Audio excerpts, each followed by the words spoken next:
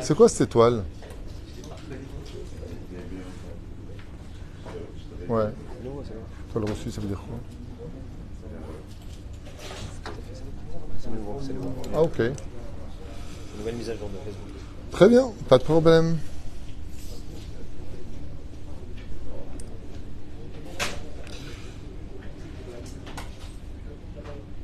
Yalla, Boker Tov, Hashem Hashem, Naaseh Venatzliach. En ce jeudi matin 6 du mois de juillet, Yud Zayin Betamuz, nous sommes le jeûne du 17 Tammuz, cours acheté par Arié et Sharon Twitou, Hashem Rechotam, pour l'élévation de l'âme de Maurice Moshe Adam Ben Karel Rachel Myriam, qui est parti de la maladie à l'âge de 30 ans. C'est les 7 jours donc aujourd'hui. Ruach Hashem Tenachenu Began Eden Elyon.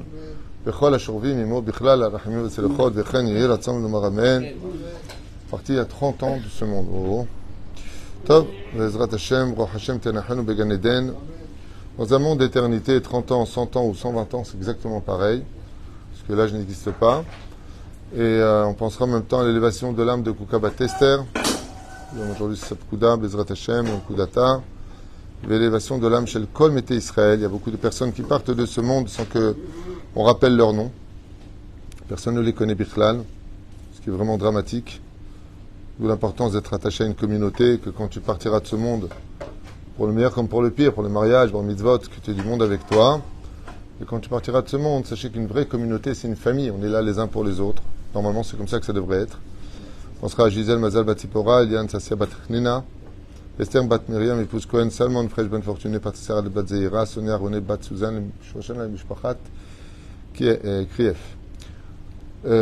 ולאלף אלפי הבדלים, grande רפואה שלמה, החלמה מהירה לכל חולי ישראל וחולות ישראל בכל אתר ואתר. אסתר רואס, מרים, non, מורת אמי, שרה ותארליה, בת אפרת מרים, יאנה בן אסתר, חיה וחמי אסתר בת רבקה, ז'וניק שלמה בן זירא מאיר בן רות סופן, רפואה שלמה צדיק.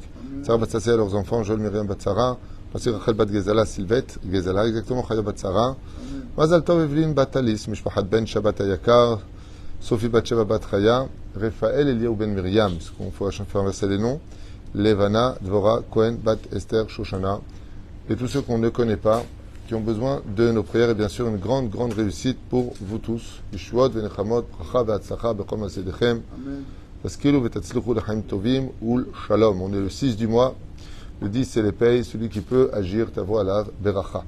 Que Dieu le bénisse. On va parler d'un des sujets les plus important pour moi, en tout cas au niveau de la moralité à suivre dans ce monde. J'ai été énormément remercié pour le cours sur le respect. J'ai même reçu des messages de psychologues qui m'ont dit que ce shiur était vraiment important et qu'il devrait être écouté par beaucoup de gens au moins une fois par semaine, parce que le respect est à la base de toutes les sociétés, qu'elles soient professionnelles, familiales, sociales, éducatives. S'il n'y a pas de respect, il n'y a rien. Dans ce monde, tout part du respect. Dès que je manque de respect, eh bien, tout part de côté et on passe de la hiérarchie à l'anarchie. Le sujet qu'on va étudier aujourd'hui, en ce 17 Tammuz, n'est pas moins important. Vous savez que quand Dieu a donné la Torah, ces fameuses tables de la loi qui ont été brisées le 17 Tammuz, selon la tradition juive, eh bien, ces tables ont été données avec une particularité qui demande beaucoup d'attention.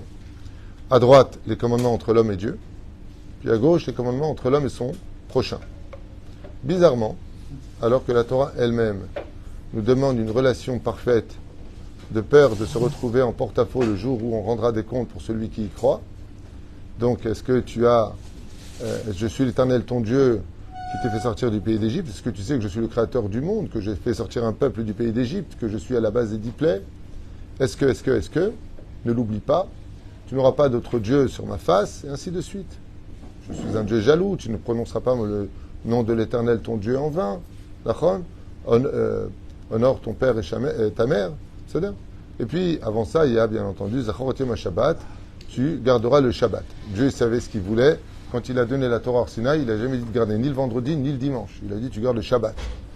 Ce serait quand même dommage de lui déplacer sa volonté, ou avant ou après. Parce qu'avant l'heure, c'est pas l'heure, après l'heure, c'est plus l'heure. Mais la reine, c'est le jour du Shabbat.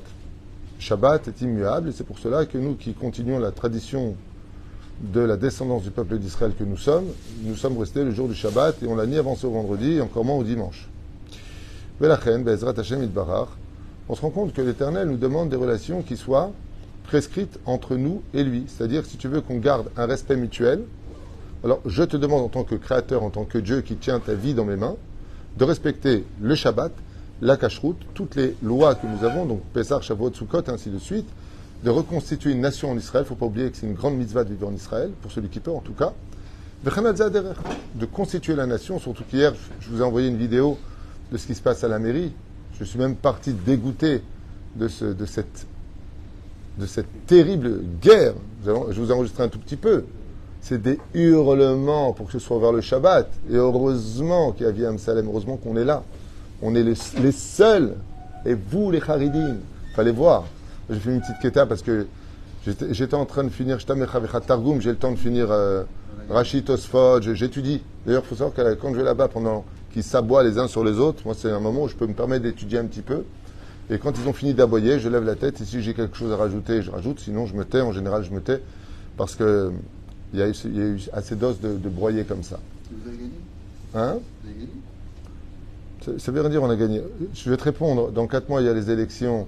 Si on a la force des mandats nécessaires dans la ville d'Ashdod et que les francophones de cette ville, au lieu de tout le temps s'éparpiller à droite et à gauche, se mettront derrière un élu qui veut leur bien et une personne qui aime Dieu et la Torah et les mitzvot et qui ne compte pas de faire de cette ville Bnei Brak, mais simplement une ville qui garde quand même la tradition juive, comme tout le monde, eh bien peut-être que là on aura gagné. Mais si une fois de plus, nous qui sommes 11 000, 12 000 Français dans la ville d'Ashdod, on vote à droite, à gauche, ce sont des voix perdues, ben, une fois de plus, les Français seront toujours en bas. Le Canada, le Bet Canada appartiendra toujours à l'Alia qui vient des terres de l'Est. Voilà, c'est pas compliqué. Et nous, on sera toujours derrière. Pourquoi? Parce que les francophones ne savent pas s'unir. C'est toujours la même chose. Regarde, c'est pas un débat, juste je t'explique. C'est-à-dire, juste qu'on ne dévie pas du chiour avec ta permission. À la reine, c'est dramatique de voir ce que l'on voit quand Akadosh Baruch Hu, qui est le créateur du monde, il nous demande des choses. Et donc, les Chachamim nous enseignent que quand un homme part de ce monde, eh bien, il va se confronter à des spectres, qu'on appelle des anges négatifs, donc des démons si vous préférez, des spectres négatifs, qui vont se tenir comme une barrière. Parce que Dieu, il pardonne tout, Dieu aime tout le monde. Mais c'est eux, ils défendent l'honneur de Dieu, ils ont du respect pour Dieu. Donc, ils ne comprennent pas, comme on l'a vu dans la Gemara à maintes reprises, qui est celui qui fait les plus belles bénédictions, l'ange de la mort lui-même, quand tu respectes Dieu. On a vu qu'avec Yaakov, que le génie de Ésaü, il le bénit. Pourquoi? Parce qu'il n'est pas tombé. On a vu que Rabbi Yoshua ben Lévi, il est béni par l'ange de la mort. Pourquoi? Parce que il est dans la Torah. Quand l'ange de la mort, comme on l'a vu avec Macaviel, Macaviel Maalelel, non, comment il s'appelle celui qui se crevait les yeux? J'ai oublié son nom. Ça va me revenir. Ok? Qu'ils ont voulu faire tomber les anges d'en haut et qu'il n'est pas tombé. Eux-mêmes, ils sont venus lui demander la refresh les mains. C'est-à-dire que les avérotes, les péchés que nous faisons, quand on est capable de les surmonter, ils se prosternent devant nous. Ils ont du respect pour nous. C'est-à-dire la situation change dans ce cas-là. Donc, ce qui se passe, c'est que quand on est en porte-à-faux vis-à-vis d'Hachem, on va créer nous-mêmes des écrans qui vont nous empêcher de voir la lumière, qui vont nous empêcher de voir la proximité qu'on aurait dû avoir avec Hachem, parce qu'on lui a manqué de respect à lui. Et ça, c'est le premier tableau. D'accord? Le deuxième tableau est encore plus important. Pourquoi est-ce qu'on sait qu'il est plus important? Parce que si dans les 10 commandements, nous avons eu à droite la relation entre l'homme et Dieu, et à gauche la relation entre l'homme et son prochain, pourquoi la paracha qui suit le don de la Torah, paracha du Yitro, c'est Mishpatim? Et ça parle de quoi Mishpatim? Uniquement de relations entre l'homme et son prochain. Non, pas uniquement. Il y a quelques bribes entre l'homme et Dieu, d'accord? Mais c'est à moins 75% relié entre la relation entre l'homme et son prochain.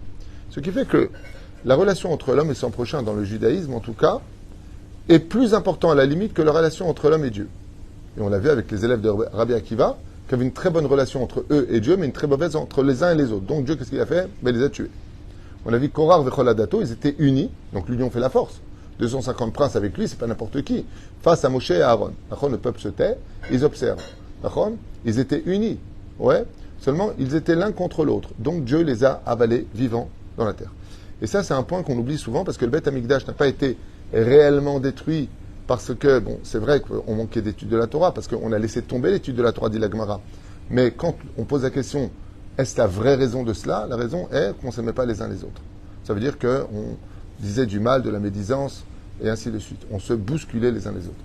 Et c'est pour cela que dans nos prières, Entre autres, dans l'Avdallah, il y a un minag de dire, pour certains sidurim, vous le trouverez, Veillez naki lifne Elokim ve'adam, tu seras propre devant Dieu et devant les hommes.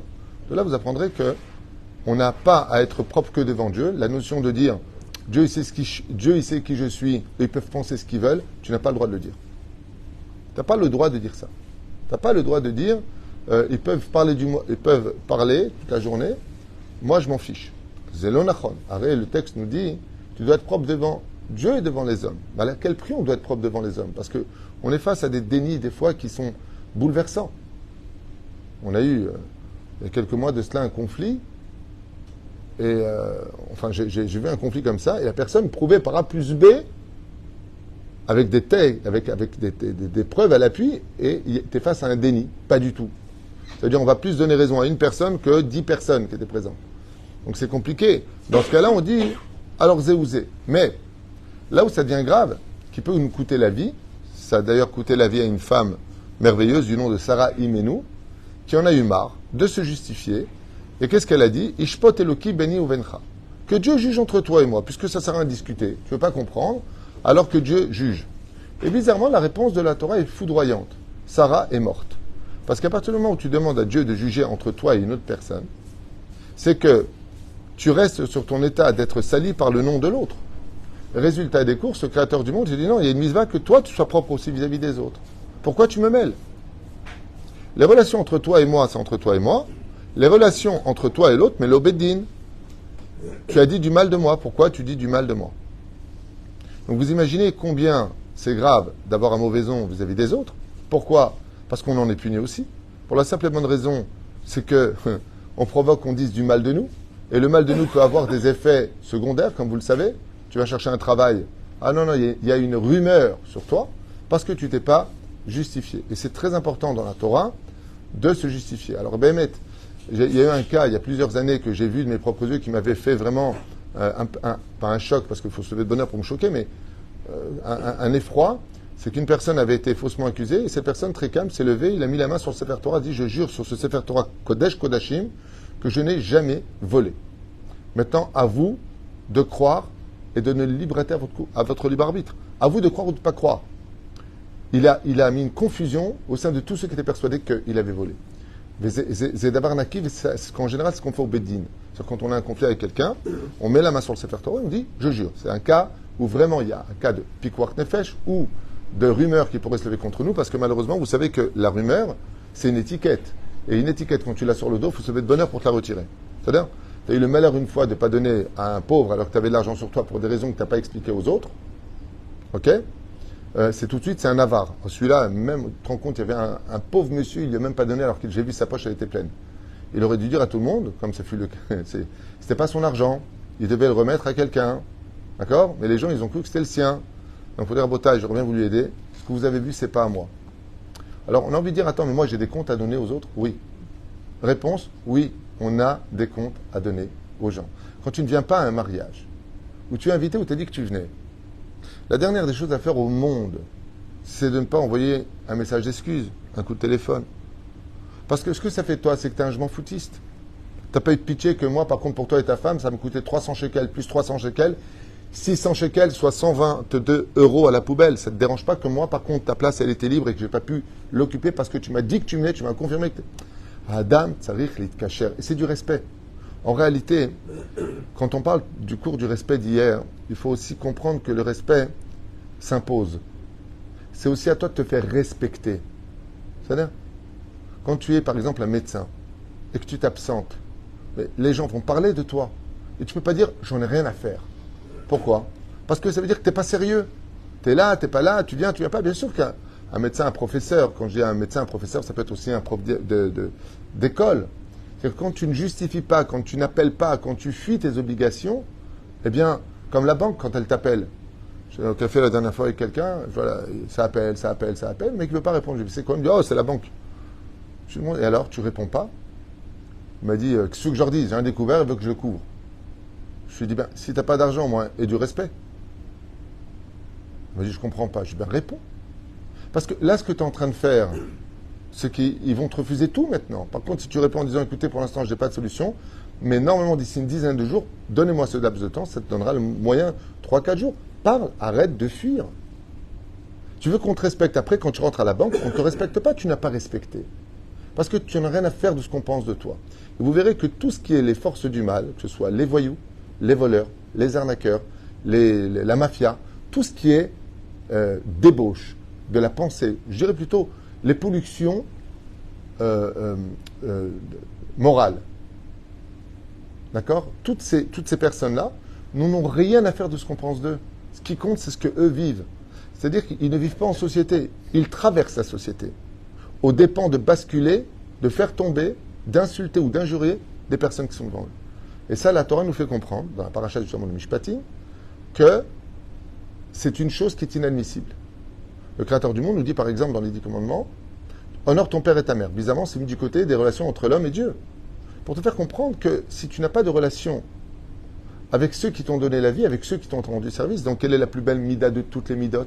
Je vous le repose une fois de plus. Quelle est la plus grande vertu d'un homme ? Celle qui comprend en lui. C'est-à-dire que s'il a cette vertu-là, tu peux être certain qu'il a toutes les autres derrière. C'est quoi ? La gratitude. C'est-à-dire de dire merci. Toda, je te dois quelque chose. Pas si simplement que cela. Dans tout. Vis-à-vis de ton patron, vis-à-vis de tes parents, vis-à-vis de celui qui t'a prêté une voiture, vis-à-vis de celui qui t'a apporté un manque que tu avais. Sache dire Toda. Chez Adam, Yeda. Qu'il sache remercier, qu'il sache reconnaître. Alors ça, on l'a bien compris. Béhémet, c'est très important de dire excusez-moi, vous vous trompez. Et regardez ce que ça a coûté à Yosef. Dans les textes de la Torah, Yosef Hatzadik est accusé d'avoir violé la femme de Poutifera. Bizarrement, il ne parle pas. Ça lui a coûté 10 ans de prison, plus encore 2 ans. Lama. Parce qu'il aurait dû crier son innocence en disant « vous vous trompez ». Alors il y a des midrashim qui disent que oui, il a fait. Il y en a qui disent que les bébés qui étaient autour, qui ne parlaient pas, se sont mis à dire « il est innocent ». Il y a plein de midrashim.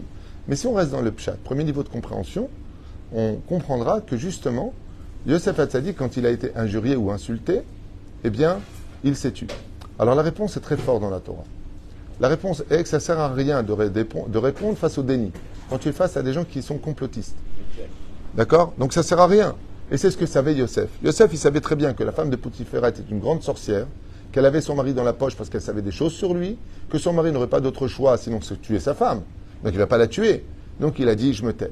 C'est vrai que des fois dans la vie, quand on est face à des gens qui ne veulent pas la vérité, qui ne cherchent pas la paix, pas la vérité, parce que la vérité peut tuer, mais qui ne recherchent pas la paix, ça ne sert à rien de parler. Dans ce cas-là, quand on parle de toi, il faut savoir que on prend toutes les fautes de celui dont on parle et on lui donne tous nos mérites. Je ne sais pas si vous êtes au courant de ça, mais c'est extrêmement grave, comme c'est marqué, le dit le Chafetz Chaim lui-même dans le Chot Lashon Hara, dans Chovot Alevavot Beperek Gimel, Ve'od Sfarim Acherim, que j'ai lu ailleurs, à droite et à gauche, qui ramène ce commentaire de fais très attention, car le fait de parler des uns et des autres, eh bien, sache que tu perds tout ton mérite. Après, tu dis, je ne comprends pas pourquoi j'ai autant de malheur, je suis Shomer Shabbat, je mange kasher, j'ai le kissou, j'ai la kippa, je mets les tefilines. Oui, mais le problème, c'est que tu parles, tu perds tout ton mérite. C'est-à-dire que toutes tes misotes sont passées chez l'autre. Et par contre, toi, tu prends toutes ses avérotes. Et toi, qu'est-ce que tu dis ? Ben, regarde, lui, il ne fait pas Shabbat, il va avec des non-juifs, il fait des bêtises avec eux, je veux dire, mariage mixte et autres, et il a tout. Oui, tu as pris tes mirotes. Pourquoi ? Parce que toi, tu parles du mal. Tes stomacs tapés. Bon, c'est un cas extrême ce que j'ai pris, mais fais attention parce que tu perds tes mitzvot, tu les perds, tu les lui donnes à Revim Israël, Zélazé. Et c'est pour ça que des fois, c'est vrai qu'il est préférable de se taire. C'est une grande capara d'être injurié ou d'être insulté pour des choses qu'on n'a pas fait et de se taire. C'est quelque chose, d'ailleurs, une histoire que j'avais racontée à l'époque de ce jeune chassid qui n'avait que 7-8 ans et qui n'avait jamais raté une prière le matin, ni l'après-midi, ni le soir. Il priait toujours en tzibour, à la synagogue. Et le matin, il priait honnête. Son père était fier de lui. Voilà qu'un matin, à 8 heures, il constate que son fils est toujours en train de dormir dans le lit. Il rentre dans la chambre, prend un tabouret, se met près de lui, il fait des remontrances. Je ne comprends pas. Réveille-toi. Comment est-ce que tu peux rater la prière du net ? Tu n'es pas n'importe qui. Maintenant, on parle d'un enfant de 8 ans. Hein. Il n'est même pas obligé à la base. Ok ? Le petit s'habille, embrasse les mains de son père. Papa, je te demande pardon, mais là, je vais y aller tout de suite. Il s'habille et il fonce. Le père, pour l'éduquer, fier de lui, il dit Baruch Hashem. Il sait que c'est l'éducation. Le problème, c'est que à 14h, il rencontre le rav de la synagogue. Il dit alors, vous avez eu un deuxième minyan à 8h ? Parce que mon fils, il n'a pas. Il dit ton fils, quel rapport avec ton fils? Ton fils, il prie honnête. Il n'a pas prié à 8 heures avec nous. C'est comment ça, il a prié honnête? Il dit aujourd'hui, il a prié honnête, comme hier, comment dire? C'est quoi ta question? J'ai pas compris. Le père comprend qu'il a fait une erreur. Il vient voir son fils et lui dit dis-moi, ce matin, quand je suis venu te voir à 8 heures et que je t'ai dit tu t'es pas levé honnête, t'es parti prier honnête.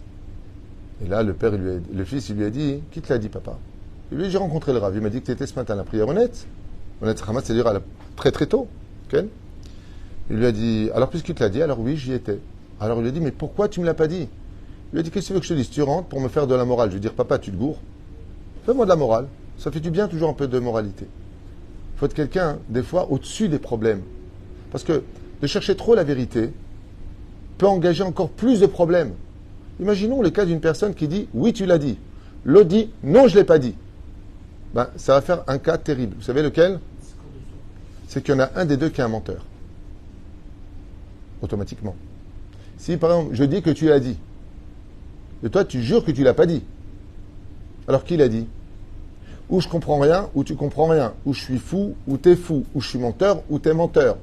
Ou il y a peut-être une dernière solution. Incompréhension, on ne s'est pas compris. J'avais cru comprendre. J'avais cru comprendre. Ça arrive. Est-ce qu'il y a plus fort que ça? Oui. Al tiet tzedek, tiet chacham. Al tiet tzedek. Ne sois pas quelqu'un qui, des fois, va chercher la vérité. La vérité, elle doit, des fois, nous inquiéter. Souvent, les gens me disent, vous croyez que je dois savoir la vérité sur tel et tel problème? J'écoute, je dis surtout pas. Cherche pas à savoir. Vous voyez, un homme, à l'époque où il y avait le Beth Amikdash, qui avait des doutes sur sa femme. Il n'y a pas marqué qu'il a des doutes, il y a marqué qu'il est jaloux de sa femme. Donc, c'est qu'il n'a pas confiance en elle. Qu'est-ce qui se passe pour lui? Il l'emmène au Beth Amikdash. Et il dit, Ani mekane beishti. Je suis jaloux d'elle, ça veut dire que j'ai des raisons à cela. Qu'est-ce qu'il risque en faisant ça? La mort de sa femme. C'est-à-dire que cette personne-là avait juste un doute. S'il n'avait pas eu ce doute, il n'aurait pas su. D'accord? N'est trompé que celui qui le sait.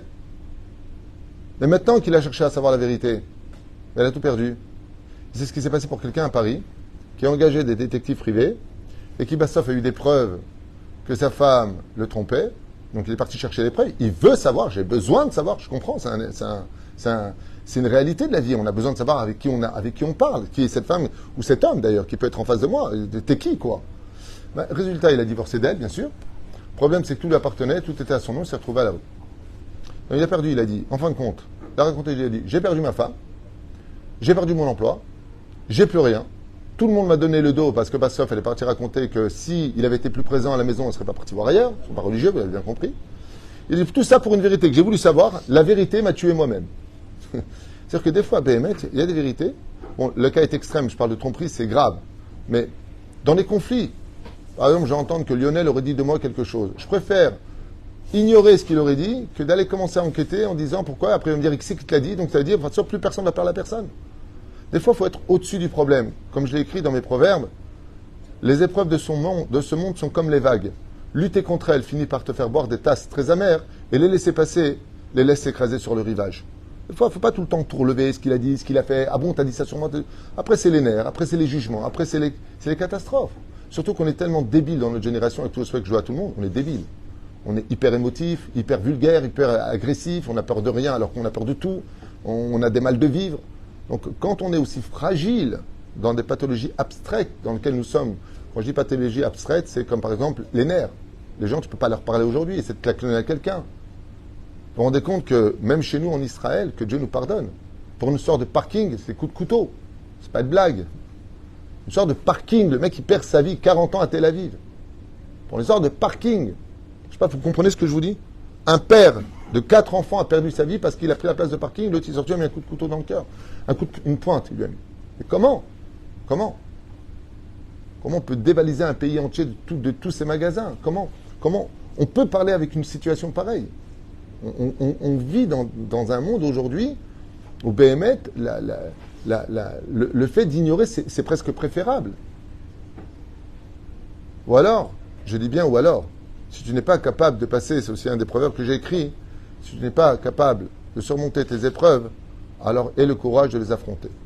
C'est qu'il y a dans la vie des moments où je ne peux pas. Vous connaissez cette phrase très très chaude des Sfaradiotes, les femmes sfarades particulièrement, sont très c'est chaud le sang. D'accord? Je peux pas, je ne peux pas. C'est-à-dire, pas. Ça aide? Alors si tu peux pas, affronte cette épreuve avec courage. Parce que une fois que tu dis oui, il a dit. Ah, tu vois qu'il l'a dit? Nous verrons après. Nous et après. Ben après, moi, je me sens plus propre. Qu'est-ce que ça change vis-à-vis des autres? Qu'est-ce que ça change vis-à-vis du scandale? Pas grand-chose. C'est juste pour toi, en réalité, que ça fait du bien.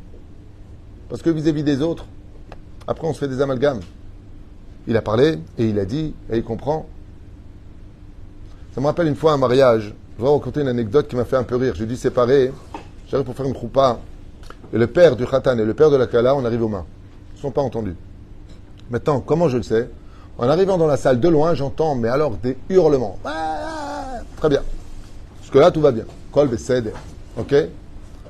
Et j'arrive comme ça, avec la ktouba dans les mains, je les regarde, je les calme, je les sépare, et tout le monde était autour de nous. À un moment, le père qui se rend compte de la situation, parce qu'il s'est un peu calmé, il leur demande à tous, mais pourquoi vous vous mêlez là? J'ai pas compris. Et là, je lui dis, non. Tu les as mêlés. Quand on ne veut pas mêler les autres, on ne fait pas de bruit. Quand on ne veut pas mêler les autres, on n'hurle pas. Tu ne peux pas ameuter tout le monde, que tout le monde vient voir, parce que ces gens sont venus pour toi. C'est comme imaginer dans une synagogue, des personnes se prennent la tête super fort. Bah, t'étonnes pas que tout le monde vienne parler. Vous avez provoqué cela. C'est vous qui hurlez. Vous n'aurez pas hurlé, personne n'aurait été au courant, personne ne se serait mêlé. Et il est normal que les gens se mêlent. Ils veulent comprendre. Ils veulent savoir. Il y a des gens qui ont plus d'infinité avec celui-là et d'autres avec l'autre.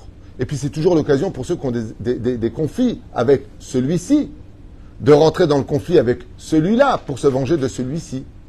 Donc ça fait des boules de neige. Chacun essaie d'y mettre son grain et résultat des courses, ça fait qu'on n'a toujours pas de Beth Amikdash. Et au lieu de boire un café ensemble, de parler ensemble, aujourd'hui on est en jeûne, on va s'asseoir par terre tout à l'heure pour pleurer le Beth Amikdash à partir de 13h. On a l'habitude de s'asseoir à même le sol, faire Tikkun Rachel, et de pleurer le Beth Amikdash. Pourquoi? Parce que comme on n'a pas été capable de s'asseoir ensemble, alors on s'assoit par terre comme des endeuillés. C'est dommage de passer d'une chaise à un sol. Le Zéperouche d'abord pour lequel Béhémet, c'est vrai que d'un côté, il est impératif de quitter ce monde, d'avoir un bon nom. Tov, Shem, Ishemen Tov. C'est évident. D'avoir un bon nom, c'est primordial. C'est une sécurité pour nous-mêmes. Ne laisse jamais un mauvais nom sur terre. Mais fais attention que de l'autre côté, quand tu veux te justifier vis-à-vis des autres, c'est pour que cela soit constructif face à des gens qui cherchent la vérité pour trouver le shalom. Et c'est ce que nous enseigne la 18e Mishnah du premier chapitre de Masechet Avot. Au nom de Rabban Shimon ben Gamiel, pas Minastam, c'est la 18e. Comment on dit 18 en hébreu? Chai, Yutret, Chai, vie. Al-Shoshat Varim al-Mohamed. Al-Adin, Al-Emet, ve Al-Shalom. Tu as le droit de faire justice, tu as le droit de savoir la vérité, mais qu'à une condition, que ton but, c'est le shalom. Si ce n'est pas le cas, mieux vaut ignorer la vérité. Baruch Adonai l'Olam. Amen. Amen.